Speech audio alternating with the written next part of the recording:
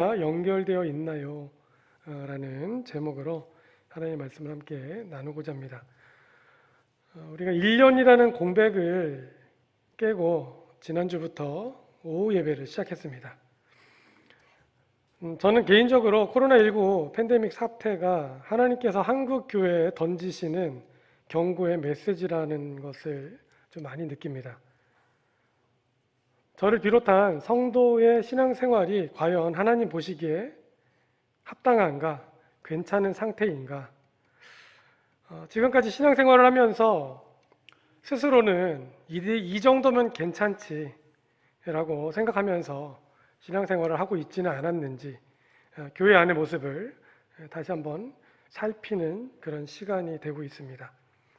코로나19 사태가 벌어지면서 예배가 불가피하게 변화의 과도기를 지나고 있습니다. 코로나 초기에 방역에 대한 정부 지침의 방침으로 모든 예배를 온라인으로 전환해야만 했던 시절이 있었습니다. 그러면서 진정한 예배는 무엇인가? 모이지 못하는 예배에 대해서 목사님들과 신학자들이 현실적인 고민을 많이 하고 또 그것에 대한 여러 가지 대답을 했습니다. 온라인 예배로 변경하면서 예배를 대하는 성도의 태도에 대해서도 고민을 많이 하게 되었습니다. 여러 가지 사정으로 이유로 예배에 출석을 못하시는 성도가 생겼습니다. 혹시 내가 코로나19에 전염을 시키는 매개가 되지는 않을까 걱정하면서 이제 교회에 나오지 못하는 성도님들도 계셨고, 또 이제 여러 가지 기저질환이나 또 몸이 좀 약하신 성도님들은 어쩔 수 없이 이제 온라인 예배를 계속 드리고 계시기도 합니다. 또 코로나19 사태 이후에 예배뿐 아니라 교회 안에서 교인들 간의 그런 교우 관계도 이제 여러 가지 면에서 멀어지고 벌어지기 때문에 이러한 경험을 통해서 우리가 교회 생활을 어떻게 해야 될까 계속 고민하게 됩니다. 진짜 친구는 어려운 일을 만났을 때 알 수 있다고, 코로나19 팬데믹 사태를 통해서 진짜 믿음은 이 어려운 일을 만났을 때 알게 되는 것 같습니다. 또 진짜 교우의 관계는 이 어려운 상황을 통해서 또 알게 되는 것 같습니다. 대면 예배가 됐던 온라인 예배가 됐던 정해진 시간에 하나님과의 연결 고리를 중요하게 생각하면서 예배 참석하시는 성도님들이 계시기에 얼마나 다행스러운지 모릅니다. 한편 주님과의 관계는 문제가 생기지 않았는지 또 살펴보는 그런 시간도 되고 있습니다. 하나님은 영과 진리로 예배하는 자를 찾으신다고 말씀하셨는데, 지금 우리가 맞닥뜨리고 있는 이 시대야말로 하나님께서 영과 진리로 드리는 예배자를 찾으시는 그런 절실한 시간이라고 그렇게 느껴집니다. 코로나로 인해서 온라인 예배만 드리다가 수개월 만에 우리가 대면 예배를 드렸던 주일이 있었습니다. 혹시 기억하십니까? 저 개인적으로 눈물이 팽 돌았습니다. 일상의 예배가 얼마나 소중한지 확인하는 시간이었고, 또 그냥 당연하게 여겼던 예배가 결코 당연하지 않다는 사실에 대해서 깨닫는 시간이었습니다. 오늘 이 시간도 우리가 예배를 드리면서 당연하게 여겨지는 이 예배가 어쩌면 당연하지 않음을 우리가 다시 한번 인식하고 또 감사하게 예배를 드리는 귀한 시간이 되었으면 좋겠습니다. 저는 이제 매주 고등부 예배를 인도하고 있는데, 코로나19 상황이 벌어지고 온라인 예배를 드리면서 많은 걱정을 했습니다. 이제 학생들이다 보니까 더 조심스러운 면도 있고, 그런데 이제 지금 대면 예배를 드리면서 온라인 예배에 참석하는 학생들이 어느 정도 수준을 계속 유지하고 있고, 또 상황이 어렵지만 매주 예배 시간보다 일찍 나와서 또 찬양을 준비하고 예배를 준비하는 학생들도 있고, 또 예배를 정말 기쁜 마음으로 시간에 맞춰서 나와서 기다리는 학생들도 있고, 이제 그런 모습을 보면서 코로나 사태가 무조건 나쁜 것은 아니구나. 어쩌면 다니엘 때와 같이 하나님께서 정말 예배하는 자를 찾으시는데, 그렇게 찾으시는 하나님의 마음에 합한 우리 아이들이 생기고 있구나. 그래서 힘들고 어렵지만 더 견고해지는 믿음을 보면서 성장하는 우리 학생들이 정말 한국교회 미래를 책임질 수 있겠다, 그런 마음을 갖게 됩니다. 또 우리 교회 안에서도 이 여러 가지 모습으로 예배를 드리지만 이렇게 온라인으로 또 대면 예배로 드리는 이 예배가 정말 하나님 나라가 확장되는데 우리 한 분 한 분 성도 여러분이 정말 중요한 그런 자리를 차지하고 있음을 확인하는 자리이고, 그래서 더욱더 우리가 먼저 하나님 앞에 무릎 꿇고 기도하고 또 예배하고 또 하나님과의 관계를 돈독하게 더 끈끈하게 잘 연결해야겠구나, 이제 그런 마음을 다짐하게 됩니다. 하나님, 예수님과의 관계 연결고리를 확인하고 약한 부분을 우리가 개선하는 기회로 이 시간을 만들었으면 좋겠는데 어떻습니까? 여러분, 예수님과 연결고리가 지금 든든하십니까? 예수님은 단 한 번도 예수님께서 선택하신 그 백성, 그 성도를 위해서 포기하신 적이 없습니다. 단 한 번도 구원하겠다고 마음먹고 또 끌어안은 그 사람을 포기하지 않으십니다. 만약에 우리가 조금 어렵다고 예배를 포기하거나 또 우리 상황 때문에 예수님과의 관계가 멀어진다면 너무나 부끄러운 일이고 다시 한번 하나님을 바라볼 수 있는 그런 시간과 기회가 되어야 될 것입니다. 사진을 한 장 좀 보겠습니다. 1996년도에 뉴욕의 브루클린에 있는 버려진 차고지에 5마리의 새끼 고양이와 그리고 어미 고양이가 있었습니다. 누군가 무심코 그 버려진 차고지에다 담배꽁초를 던졌는데 불이 난 것 같습니다. 소방대원이 열심히 불을 끄는데 옆에서 고양이 울음소리가 나서 보니까 지금 보시다시피 어미 고양이가 정말 화상에 발, 귀, 얼굴, 눈도 부어있고 정말로 못 볼 정도로 그렇게 심한 화상을 입고 있는데 봤더니 5마리의 고양이가 안전하게 옆에서 울고 있습니다. 그래서 이제 사람들이 불을 끄면서 이 고양이를 동물병원에 옮겨서 치료를 하면서 보니까 불이 난 상태에서 어미 고양이가 새끼를 한 마리씩 물어서 밖으로 끄집어낸 겁니다. 처음에는 쉽게 나왔지만 세 번째, 네 번째, 그리고 마지막 새끼 고양이를 꺼낼 때는 고양이도 화상을 많이 입어서 결국은 냄새를 맡으면서 소리를 듣고 자기 고양이를 꺼내왔다고 이제 그렇게 추측이 되는 그런 모습으로 고양이가 많이 다쳐서 누워 있었습니다. 정성스럽게 이 동물보호센터에서 치료를 했는데 안타깝게도 5마리 고양이 중 새끼 고양이 1마리는 화상을 좀 많이 입어서 결국은 죽게 되었고요. 그리고 이 어미 고양이는 정성껏 치료해서 좀 많이 낫지만 눈 한쪽은 그 화상 때문에 실명을 하는 이제 그런 지경에 이렇습니다. 이렇게 고양이가 좀 치료를 받은 후에 그 월렌 씨라고 하는 분이 이 어미 고양이를 입양을 해서 스칼렛이라고 이름을 붙이고 이제 잘 정성껏 이 고양이를 키웁니다. 입양해서 2008년도에 이 어미 고양이 스칼렛이 죽었을 때 이 스칼렛의 용기 있는 정말 불 속에서 자기 새끼 5마리를 자기 목숨을 걸고 구해온 것에 대해서 기리기 위해서 용감한 동물에게 스칼렛 상이라고 하는 상을 제정해서 이제 상을 수여하기 시작했습니다. 동물도 자기 새끼를 위해서는 목숨을 겁니다.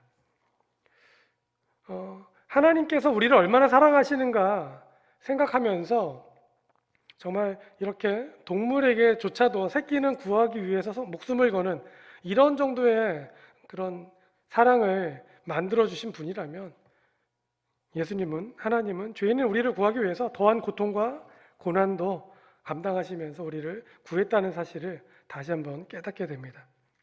오늘 예배드리는 성도 여러분을 구하기 위해서 예수님은 2000년 전에 십자가에 죽으셨습니다. 전지전능하신 하나님은 날마다 여러분을 바라보고 계시고 여러분이 위험에 처했을 때 여러분을 구하기 위해서 목숨을 걸고 지키고 계십니다. 우리 이런 믿음을 갖고 살아가시기 바랍니다.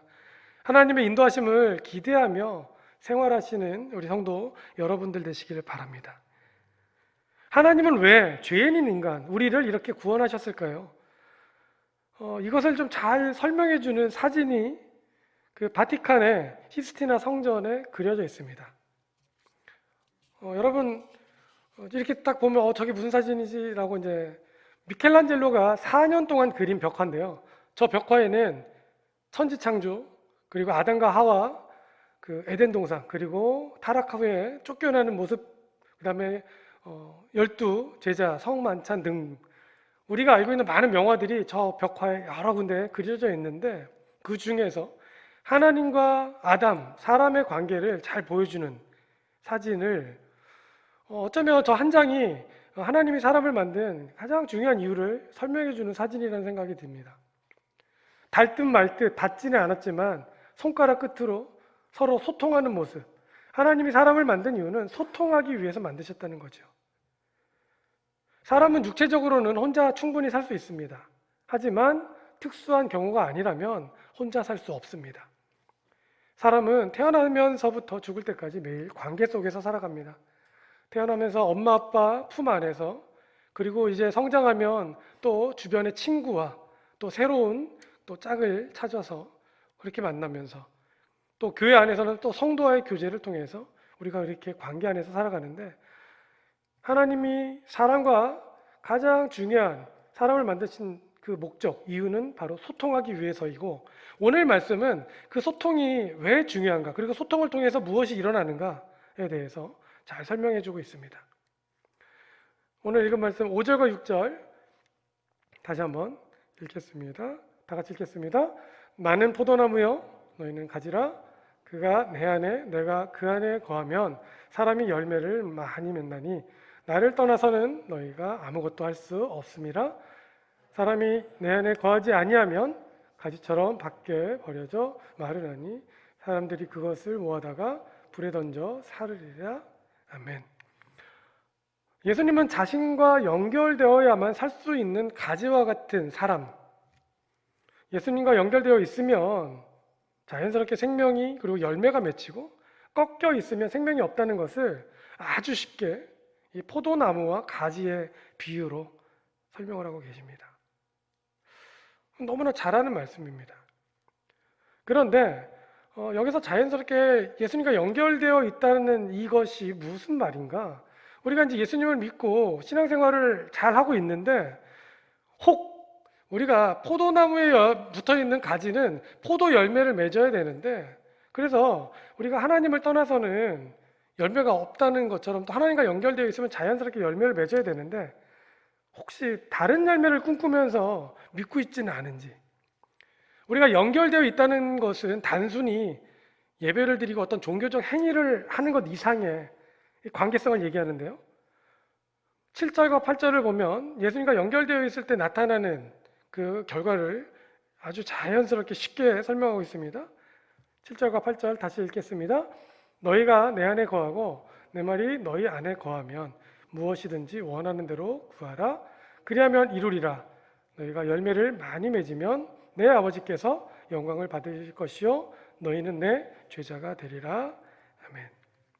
연결되어 있을 때 나타나는 첫 번째 연결은 기도의 응답입니다. 무엇이든지 구해라, 다 이루어준다. 그리고 또 연결되어 있을 때 나타나는 두 번째 결과는 많은 열매를 맺는 것입니다.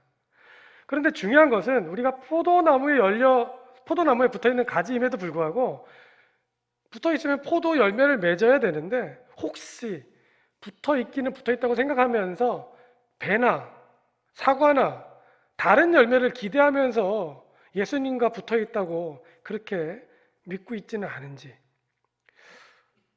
우리는 예수님을 믿는 여러 가지 이유가 있지만 특별히 여기서 소통하고 붙어있다는 것은 같은 방향을 바라보는 것이고 같은 꿈을 꾸는 것이고, 예수님께서 하나님께서 원하시는 것을 내가 이루리라 하면서 같은 방향으로 나가는 건데, 혹시 하나님이 나를 향한 계획과 하나님께서 나를 향한 뜻은 포도 열매인데 나는 자꾸만 배 혹은 사과 열매를 구하면서 그것이 맺히지 않는다고 하나님께 자꾸 나의 것을 요구하고 있지는 않은지 우리가 한번 생각해 볼 필요가 있다는 거죠. 사진을 하나 볼까요? 하나님께서 원하시는, 또 우리가 원하는 동행하는 삶, 신앙을 갖고 생활하는 것은 바로 저렇게 할아버지하고 손자고 아주 잔잔한 바닷가, 평온한 바닷가에서 같은 방향을 바라보고 같이 쉬고 있는, 같이 움직이고 같이 행동하는, 그래서 우리가 저런 모습을 동행이라고 하는데요. 사실 우리는 저런 신앙생활을 꿈꿉니다. 평안한 하나님과 함께하는, 하나님 옆에 있기 때문에, 또 예수님과 함께하기 때문에, 성령님이 함께 하시기 때문에 너무나 좋은 모습. 그런데 현실은 좀 다릅니다. 인터넷에 기재된 사진을 또 하나 갖고 왔는데요. 오랜만에 할아버지가 손자를 만났습니다. 너무 기뻐서 할아버지가 손자를 맥도날드인지 어딘지 이렇게 패스트푸드점에 데려갔는데 손자는 말을 하지 않습니다. 음식이 나오니까 이제 좀 얘기를 하려고 할아버지가 말을 거는데 갑자기 가방에서 게임기를 꺼냅니다. 그리고 할아버지는 쳐다보지도 않고 열심히 게임기를 만지면서 재밌게 게임을 합니다. 사진은 잘 보이지 않지만 할아버지의 눈가에 눈물이 글썽글썽거립니다. 저 모습을 보면서 우리는 소통하고 있다고 얘기 못하죠. 같은 공간에 있지만 결코 대화가 없는, 소통이 없는, 연결되어 있지 않은 모습. 혹시 우리가 믿는다고 말은 하지만 예수님과의 관계가 저렇게 동상이몽처럼 같은 곳에 있지만, 같은 장소에 있지만, 같은 예배를 드리지만 다른 생각을 갖고 있지는 않은지, 소통이 안 이루어지고 있지는 않은지.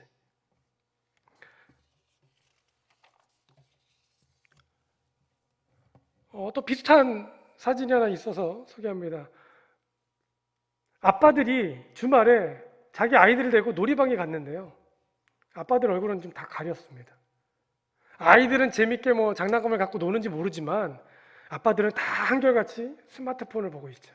아이와 상관없이 같은 공간에 있는데, 같은 시간을 보내고 있는데 결코 같이 지내지 않는, 결국 5년 후에 10년 후에 저 아이들이 과연 아빠랑 친하게 지낼까? 아빠의 마음을 알까? 아빠가 무엇을 원하는지 알까? 모를 거라고 확신이 듭니다. 제 큰아들이 군대에 가 있습니다. 코로나 때문에 좀 빨리 보내버렸는데요. 가끔 전화가 옵니다. 저는 전혀 관심이 없는데 자꾸 주식 얘기를 합니다. 주식.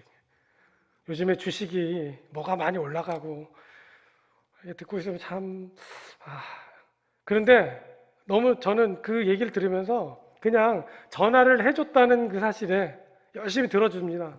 그리고 그렇게 그 얘기를 하면서 기뻐하는 아들의 목소리를 들으면서 그래, 알았어.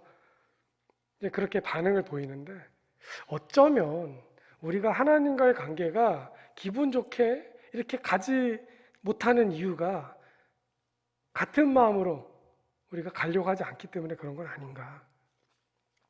여러분 어떻습니까? 예수님께서 성도 여러분을 통해서 맺고자 하는 열매를 맺기 위해서 오늘 기쁜 마음으로 예수님과 연결되어 있으십니까? 연결되어 있으시길 바랍니다. 연결되어야 됩니다. 미국의 하버드 대학교에서 하버드 대학교 의과대학 정신과 교수인 로버트 월딩어라고 하는 교수님이 엄청난 조사 연구를 했습니다. 사진 한번 볼까요? 이분인데요. 75년 동안 어떤 한 사람의 인생을 다 스펙트럼을 쫙 펴놓고 연구를 해보면 얼마나 괜찮을까? 그래서 실제로 이분이요, 724명의 남성을 1938년부터 75년간 연구를 했습니다. 그리고 몇 년 전에 연구를 한 걸 발표했습니다. 과연 사람이 행복하게 살려면 무엇이 필요한가? 그 연구를 했던 그 남성들 중에는 정말 하버드 대학교에 입학한 유능한 학생들도 있었고요. 그리고 또 지방 시골에서 정말 이렇게 대학까지 안 가고 그냥 직업을 갖기 시작한 이제 그런 사람들도 있었고요. 연구를 724명을 했는데 60명이 생존했다고 합니다. 그래서 그들의 직업, 가정, 생활, 그리고 그들의 건강 상태, 그들이 언제 행복을 제일 많이 느꼈는지 이거를 아주 빅데이터로 만들어서 조사를 하고 발표를 했습니다. 젊었을 때는 부와 성공, 명예를 가장 중요하다고 생각했는데 50대가 넘어가니까 다 공통되게 얘기하는 한 가지, 인생의 가장 큰 행복은 뭐냐? 바로 인간관계다. 이렇게 결론을 내렸다는 겁니다. 여러분, 좋은 인간관계를 갖고 계십니까?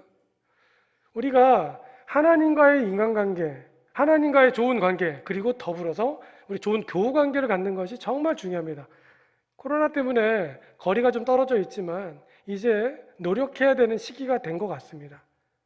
정말 구역 안에서 연락하고 또 어떻게 지내고 계신지 서로 관심을 갖고 기도해 주시고 하는 그런 모습들이 하나님 안에서 우리가 든든하게 연결되어 있는 고리만큼이나 또 교회 안에서 이렇게 연결고리가 되어 있어야 우리가 행복한 신앙생활을 할 수 있기 때문에 그렇습니다.